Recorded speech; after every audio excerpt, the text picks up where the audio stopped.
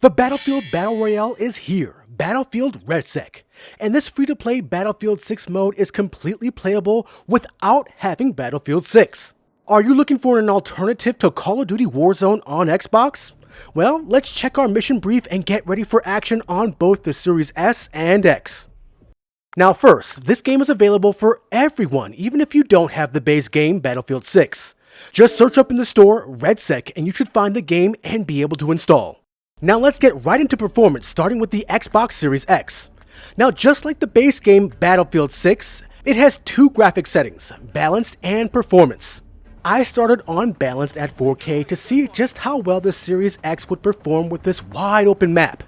The balanced mode maxes out at 60 FPS with an emphasis on graphics. The initial drop on the way in is probably the most demanding part of this game. I do drop into the 40s during the drop, but it's kind of expected considering the open world. Once I get down, I get a pretty constant 60 FPS, but there are still drops here and there. The worst FPS drop I had was in the 30s, but that literally happened once. This game is not without its bugs either. I happen to phase right through the roof here.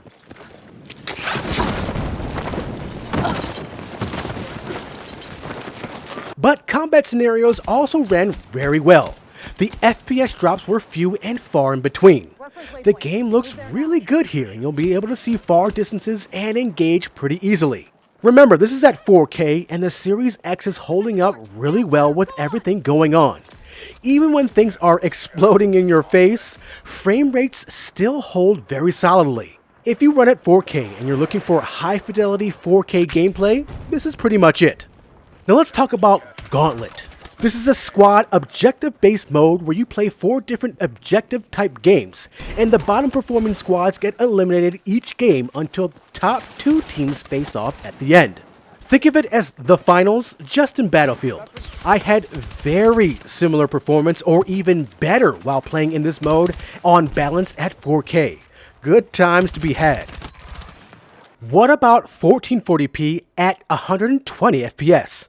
Well, this mode is only available when in the performance graphics setting. I did try to see if 1440p on balanced went over 60, but it did not, so make sure you're on performance mode to get higher than 60 FPS. But I do have to say, I had 0 frame drops while at 1440p on balance mode. Just saying. Performance mode is where it's truly at though. Just like with 4K balance mode, the FPS drops were basically the worst during the initial drop, but I never went below 60 FPS. I think the lowest I got was in the 70s. With being outside, I do believe the average ranged about 85 FPS to 100 FPS.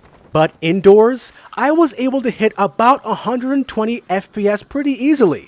So yes, 120 is possible, but it has to be indoors and basically nothing going on. Combat situations don't change this either. Outdoors, you'll be able to get that average around 85 to 100, but once you're indoors, you'll be able to hit that 120 FPS. Just don't expect to hit 120 FPS on a regular basis. It was really rare that it ever did.